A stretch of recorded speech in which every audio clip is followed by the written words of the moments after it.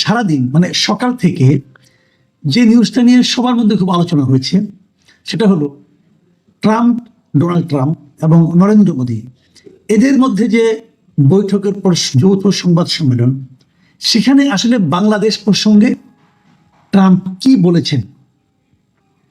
সকালে কিছু কিছু পত্রিকায় রিপোর্ট হয়েছে, শিরোনাম এমন হয়েছে যে বাংলাদেশের দায়িত্ব ট্রাম্প মোদির হাতে তুলে দিয়েছে। আসলে কি তাই দিয়েছে, অথবা ট্রাম্প তুলে দেওয়ার কি? এটাও কিন্তু একটা বেসিক কোশ্চেন। এবং এটা নিয়ে দেখলাম একটা ধুমধুমার কাণ্ড। ভারতের মিডিয়াগুলো দেখলাম নানা রকম নিউজ করেছে, তবে এগুলো নিয়ে নানা রকম ব্যাখ্যা হচ্ছে।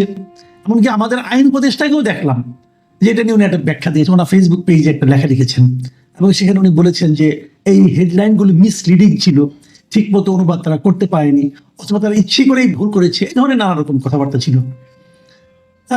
আমি এগুলো নিয়ে অত ডিটেলে যাবো না, কারণ এগুলি গেলে পরে কেন যাবো আমি বুঝতে পারছি না। আমি আবার তবু আপনাদেরকে যারা এই অনুষ্ঠান আগের নিউজগুলো দেখেননি, তাদেরকে যারা শুনছেন এই অনুষ্ঠান, তাদেরকে আমি একটা মোটামুটি একটা ধারণা দিই, তাহলে হবে। এই যৌথ সংবাদ সম্মেলনে একজন ভারতীয় সাংবাদিক উনি ইংরেজিতে জিজ্ঞাসা করেছেন যে এই যে বাংলাদেশ প্রসঙ্গে তার জিজ্ঞাসা ছিল যে বাংলাদেশে যুক্তরাষ্ট্রের ডিপ স্টেটের কোনো ভূমিকা ছিল কিনা। এই ছিল প্রশ্ন। ডিপ স্টেট জিনিসটা কি এটা একটু আপনাদের বলে নিই। ডিপ স্টেট হচ্ছে ছায়া সরকার, মানে গভীর সরকার না, গভীর দেশ না, ছায়া সরকার। ছায়া সরকার মানে এইভাবে, ঠিক ছায়া সরকারও না, ব্যাপারটা হলো অদৃশ্য একটা সরকারের প্রভাব। মানে যুক্তরাষ্ট্র বাংলাদেশের এই যে পট পরিবর্তন, এই পট পরিবর্তনে যুক্তরাষ্ট্রের সরাসরি রাষ্ট্রীয় কোনো ভূমিকা না থাকলেও যুক্তরাষ্ট্রের কিছু কর্মকর্তা, সরকারি গোয়েন্দা সংস্থার কিছু কর্মকর্তা, অথবা বেসরকারি কোনো ব্যবসায়ী যিনি অর্থলগ্নি করতে পারেন এমন কোনো ব্যক্তিবর্গ, তারা এই পট পরিবর্তনে কোনো ভূমিকা রেখেছে কিনা। এই যে লোকগুলি বললাম আমি, সরকারি বেসরকারি পাওয়ারফুল বিভিন্ন ব্যক্তি, তারা আনুষ্ঠানিকভাবে না অনানুষ্ঠানিকভাবে কোনো ভূমিকা রাখা, এটাই হলো ডিপ স্টেট। এটাই উনি জিজ্ঞাসা করেছেন যে ডিপ স্টেটের কোনো ভূমিকা ছিল কিনা। দেখেন, পৃথিবীর কোনো দেশের সরকার প্রধানকে স্বীকার করবে যে হ্যাঁ আমার ডিপ স্টেটের একটা ভূমিকা ছিল? করবে না। তো প্রশ্ন করার জন্য করা। এখন এই প্রশ্নে কিন্তু নরেন্দ্র মোদী কি হয়েছেন আমি জানি না, ডোনাল্ড ট্রাম্প কিন্তু খুশি হওয়ার কোনো কারণ নাই। এবং ওনার জবাব আমাদের সবাই জানেন। উনি বলবেন না আমাদের ডিপ স্টেটের কোনো ভূমিকা ছিল না, এবং উনি তাই বলেছেন যে আমাদের ডিপ স্টেটের কোনো ভূমিকা ছিল না। এবং এক পর্যায়ে উনি কি বলেছেন সেটা আমি আপনাদেরকে একটু বলি। উনি বলেছেন যে সেখানে আমাদের ডিপ স্টেটের কোনো ভূমিকা, ইংরেজি বলেছেন, বাংলায় আমার মতো করে অনুবাদ করে বলছি আপনাকে, যে সেখানে আমাদের ডিপ স্টেটের কোনো ভূমিকা ছিল না। এটা এমন একটা বিষয় যেখানে প্রধানমন্ত্রী, মানে নরেন্দ্র মোদীকে ইঙ্গিত করে বলেছেন, প্রধানমন্ত্রী দীর্ঘদিন ধরে কাজ করছেন। আবার তারপরে বলছেন যে স্পষ্ট করে বললে ভারত সেখানে শত শত বছর ধরে কাজ করছে, আর সেসব বিষয় তিনি পড়েছেন, মানে উনি পড়েছেন ভারতের ব্যাপারে, তবে বাংলাদেশের বিষয় আমি প্রধানমন্ত্রীর উপর ছেড়ে দেব।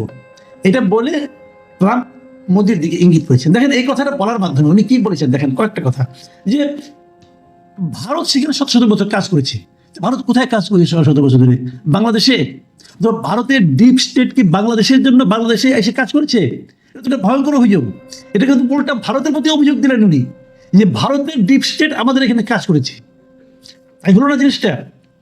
তো এই অভিযোগে মানে ভারতকে আমাদের উপর দায়িত্ব দেওয়া হয়েছে, এটা কেন? তারপর উনি বললেন যে তবে বাংলাদেশের বিষয়ে আমি প্রধানমন্ত্রীর উপর ছেড়ে দেব।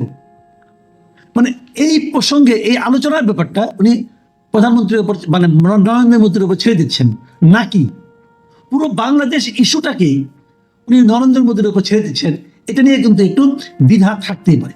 তবে আমি যেটা বলছিলাম যে এখানে আমাদের আইন উপদেষ্টা আসিফ নজরুল উনি যে ব্যাখ্যাটা দিয়েছেন, উনি ওনার ফেসবুক স্ট্যাটাসে কিছু লিখেছেন, আমি ওনারটা একটু পড়ে শুনি আপনাদেরকে, যাতে নাকি আমার ভুল না হয়। উনি বলেছেন যে, উনি লিখেছেন যে ট্রাম্পকে ইন্ডিয়ান সাংবাদিক যে প্রশ্নটা করেছিল তার সামারি হলো বাইডেন প্রশাসনের সময় বাংলাদেশে রেজিম চেঞ্জ, মানে হাসিনার পতন ইস্যুতে আমেরিকার ডিপ স্টেটের ভূমিকা আছে, এই ব্যাপারে আপনার মন্তব্য কি? উত্তরে ট্রাম্প বলেছেন না, আমেরিকার ডিপ স্টেটের কোনো ভূমিকা নেই। এবং তারপর চোখে মুখে বিরক্তি নিয়ে মোদির দিকে ইঙ্গিত করে, যেহেতু উনি আবার ব্র্যাকেটে লিখেছেন, যেহেতু ইন্ডিয়ান সাংবাদিক মন গড়া তথ্য প্রচার করতে চাচ্ছিল, তাই ইন্ডিয়ান প্রধানমন্ত্রীর দিকেই তাকে রেফার করে দিয়ে ট্রাম্প বলেছেন বাংলাদেশ ইস্যুতে ওই প্রশ্নের উত্তরটা মোদির উপর ছেড়ে দিলাম। মানে বাংলাদেশ সংক্রান্ত ওই প্রশ্নের উত্তর মোদিকে দিতে বলেছিলেন ট্রাম্প। এই হলো ঘটনার সামারি। এই যে কথাটা আমি বললাম, এটুকু আমাদের আইন উপদেষ্টা উনি লিখেছেন, মানে এটা উনার ব্যাখ্যা। তো ওনার ব্যাখ্যাটা কিন্তু আপনারা আবার যদি কেউ ভিডিওটা দেখেন, ইউটিউবে ভিডিওটা পাবেন, কিন্তু আপনি ইউটিউবের ভিডিওটা দেখে নেন, দেখবেন যে ওনার বক্তব্যের সঙ্গে কতটুকু মেলে কতটুকু মেলে না, কিছু মিল তো পাবেনই, কোনো সন্দেহ নাই। আবার আমি যে ব্যাখ্যাটা দিলাম একটু আগে, যে এই ব্যাপারে ভারত 17 বছর ধরে কাজ করছে, ভারত বলবে, ভারতের উপরে ছেড়ে দিলাম, এটার উপরে আরেকটা ব্যাখ্যা কিন্তু আপনি দিতে পারেন। আবার এই প্রেস কনফারেন্সের পরে, আমি প্রেস কনফারেন্সের চরিত্র নিয়ে একটু করে আলোক করবো। প্রেস কনফারেন্সের পরে ভারতের যিনি পররাষ্ট্র সচিব, তিনিও কিন্তু একটা সাংবাদিকদের কিছু কথা বলেছেন। সেখানে উনি কি বলেছেন সেটা আপনাদের একটু আমি বলি।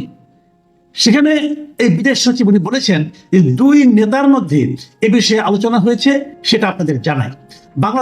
বাংলাদেশের সাম্প্রতিক পরিস্থিতি নিয়ে প্রধানমন্ত্রী মোদী তার উদ্বেগ প্রকাশ করেছেন এবং সে দেশের পরিস্থিতি ভারত কিভাবে দেখছে সে কথাও জানানো হয় তাকে। ভারত আশা করছে বাংলাদেশের পরিস্থিতি এমন একটা দিকে এগোবে যে যাতে উভয় দেশের মধ্যে গঠনমূলক ও স্থিতিশীল সম্পর্ক গড়ে ওঠে, কিন্তু সেখানকার পরিস্থিতি নিয়ে চিন্তা রয়েছে এবং প্রধানমন্ত্রী মোদী সেই উদ্বেগের কথা ট্রাম্পের সঙ্গে আলোচনায় তুলে ধরেছেন। এই যে কথাটা আমি পড়ে শোনালাম, এটা কিন্তু ভারতের একটা পত্রিকা থেকে পড়ে শোনালাম, এবিপি আনন্দ থেকে। তো এখন ভারত বাংলাদেশ নিয়ে কিন্তু উদ্বিগ্ন, এই কথাটা মোদী সেখানে প্রকাশ করেছেন বলে এই মানে আপনার এই পত্রিকা জানানো। এই হলো পুরো ঘটনা। এখন এই ঘটনার প্রেক্ষিতে আমি দিয়ে একটা কথা বলি আপনাদেরকে। এক নম্বর কথা হলো, আপনি যদি ইউটিউবে পুরো অনুষ্ঠানটা দেখেন, ইউটিউবে অনেকগুলি পাবেন, ছোট ছোট ক্লিপ পাবেন। আমি বলবো আপনাদেরকে যে যদি আপনাদের সময় থাকে পুরো ইন্টারভিউটা দেখে নেন, আপনি ইউটিউবে দেখবেন। ইউটিউবে দেখলে আপনি দেখবেন যে সংবাদ সম্মেলনের ক্যারেক্টারটা কি ছিল। আসলে আমার কাছে মনে হয়েছে এই সংবাদ সম্মেলনটা খুব একটা স্বতঃস্ফূর্ত এবং আনন্দ ঘন পরিবেশ হয় নাই। এক নম্বর, দেখবেন দুইজন বসে আছে পাশাপাশি এবং বসার ভঙ্গিতে যে খুব একটা আনুষ্ঠানিকতা এরকম আমি দেখিনি। আর সাংবাদিক বসেছিল ফ্লোরে, সাংবাদিকদের বসারও কোনো ব্যবস্থা কিন্তু তখন ছিল না। আমার কাছে খুব অবাক লাগছে, এই যুক্তরাষ্ট্রে অনুষ্ঠিত একটা সংবাদ সম্মেলন, সেখানে সব সাংবাদিকরা মাটিতে বসে কেন, মানে ফ্লোরে বসে কেন? আবার আরেকটা জিনিস আমি দেখেছি, একটা প্রশ্ন করার জন্য হুড়োহুড়ি ভাব। যুক্তরাষ্ট্রে এই ধরনের আমি কখনো সংবাদ সম্মেলন দেখিনি যে প্রশ্ন করার জন্য হুড়ুড়ি, একজনকে ওভারল্যাপিং করে কথা বলছেন, একসঙ্গে 4-5 জন প্রশ্ন করছেন, তারপরে একজন কথা যার গলার স্বর জোরে হচ্ছে, তিনি কথা বলতে পারছেন, অন্যরা পাচ্ছেন। এই ধরনের দৃশ্য আমি কখনো দেখিনি। এখানে দেখলাম মনে হলো যেন ভারতে অথবা বাংলাদেশে অথবা আমাদের এই সাবকন্টিনেন্টের কোনো একটা আমি মানে সংবাদ সম্মেলন দেখছি। আবার আরেকটা জিনিস দেখলাম, এটাতে খুব প্রিপেয়ার ছিল না। তার মানে হলো কিভাবে, আমি দেখলাম যে পেছনে দুজন ট্রান্সলেটর ছিল, মানে অনুবাদক, তারা অনুবাদ করে দিচ্ছি। ভারতীয় সাংবাদিক ইংরেজিতে বলছে, ওটাও দেখলাম আবার অনুবাদ করে দিচ্ছে ট্রাম্পকে, মানে উনি কি ভারতের ইংরেজি বুঝেন না আমি জানি না কে হলো, আবার হিন্দিতে একজন অনুবাদ করছে। তো সব মিলিয়ে সংবাদ সম্মেলনটাই আমার কাছে মাত মনে হয় না। এত বড় দুজন নেতা, সারা দুনিয়ায় যারা নাকি গণতন্ত্রের প্রতিভা হিসেবে পরিচিত, তাদের মতো লোক বসে সংবাদ সম্মেলন করছেন, কিন্তু এরকম আগুচ্ছালো কেন আমার কাছে আমি বুঝতে পারি না। দ্বিতীয় যে কথাটা বলে আমি আলোচনাটা শেষ করব, সেটা হলো ভারত এবং যুক্তরাষ্ট্রের মানে সরকার প্রধানের সংবাদ সম্মেলন হয়েছে। সেখানে বাংলাদেশ প্রসঙ্গে একটা কথা এসেছে, যে কথাটার একাধিক অর্থ হতে পারে, কিন্তু সেটা নিয়ে আমরা তো উদ্বিগ্ন কেন? আজকে সোশ্যাল মিডিয়ায় আমি দেখলাম কতজন যে কত রকম ব্যাখ্যা দিচ্ছে। যারা নাকি এই সরকারকে অপছন্দ করে তারা ব্যাখ্যা দিচ্ছে এই সরকারের এবার দিন শেষ, কারণ ভারতকে দায়িত্ব দিয়েছে যুক্তরাষ্ট্র, এবার ভারত আমাদের উপরে ঝাঁপিয়ে পড়বে, এই একটা ভাষণ দেখছি। আবার আরেকটা ভাষণ দেখছি, না ভারতকে কোনো দায়িত্বই দেওয়া হয়নি, ভারত কিছুই করবে না, আমেরিকাই সব করবে, এই আরেকটা ভাষণ। আমি বুঝতে পারি না এই বিতর্কে আমাদের উপদেষ্টারা বন্ধু জড়িয়ে গেলেন কেন? দরকারটা কি? আমাদের আর কোনো কাজ নাই, ওখানে কি হলো কি না হলো এটা পাত্তা দেওয়ার দরকারটা কি? আমি তো এটা বুঝতে পারছি না কিছু। যুক্তরাষ্ট্র ভারতকে দায়িত্ব দেওয়া কে? বাংলাদেশকে যুক্তরাষ্ট্রের প্রপার্টি যুক্তরাষ্ট্র বলে দিল যে আমার এই 3 ছেলেকে তুমি দেখো। ভাই আমি তো এই 3 ছেলে না, আমি একটা স্বাধীন সার্বভৌম রাষ্ট্র, তো আমাকে কেন এটা নিয়ে এত টেনশন করতে হচ্ছে? এতই কি সহজ সবকিছু? দুনিয়াটা এতই সহজ? এটা কিন্তু একটা গুরুত্বপূর্ণ বিষয়, আমি এই জিনিসটা বুঝলাম না।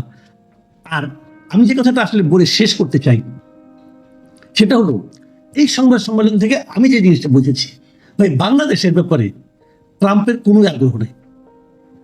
ট্রাম্প হলো এমন একজন রাষ্ট্রপতি আমেরিকা পেয়েছে যিনি কি আমেরিকার বাইরে কিছু চিন্তাই করে না। কোথায় আমেরিকার প্রভাব বাড়লো, কোথায় কমলো, বিশ্বের কোথায় আমেরিকার প্রভাব একদম শেষ হয়ে গেল, এটা নিয়েও আমেরিকার কোনো চিন্তা নাই। তারা তার দেশটাকে নিয়ে চিন্তা করছে, তার দেশের মানুষকে নিয়ে চিন্তা করছে, এর বাইরে কিচ্ছু না। কাজেই এখানে কিছু হলো কি হলো না এটা নিয়ে অত টেনশন করার কিছু নেই। ভারতের যে চিন্তা আমাদেরকে নিয়ে সেটা থাকবে, সেটা যতদিন এখানে বাংলাদেশ থাকবে ততদিনই থাকবে। সরকারে কে থাকুক না থাকুক সেটা ব্যাপার না। সবসময় ভারত চাইবে বাংলাদেশের উপর প্রভাব বিস্তার করতে, কেন চাইবে না? সব পৃথিবীর সব দেশই তার প্রতিবেশীর উপর প্রভাব বিস্তার করতে চায়, এটা কেন চাইবে? সেখানে আমাদের কোনো ষড়যন্ত্র তত্ত্ব বিশ্বাস করে সে অনুযায়ী কাজ করার দরকার নাই। আমরা আমাদের কাজটা করে যাই, যা হবার তাই হবে। আমাদের মধ্যে যদি দেশপ্রেম থাকে তাহলে তার কোনো সমস্যা আমি দেখি না। এখানে আতঙ্কিত হওয়ারও কিছু